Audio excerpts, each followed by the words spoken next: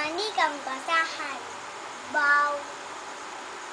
Merong isang bata, maganda at mayaman, nag-iisang anak ng kanyang magulang. Mahal naman siya at laki sa layaw.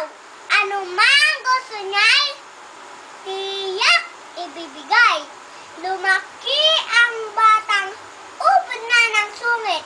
Ayaw makisama sa ibang mga paslit sapagkat mabaho at saka manlungit.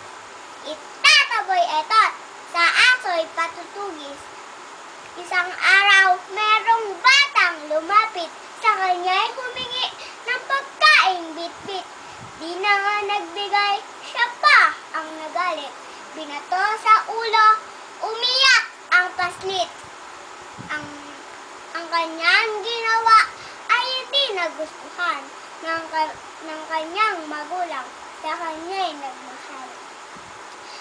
Huwag maging madamot sa kanya'y pangaral, pagkat katulad niya'y manikang basahan.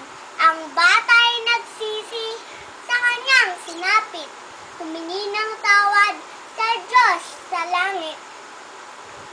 Kaya nga mga bata, huwag sanang malupit, maging magpabigay sa mga nagigipit. Baw.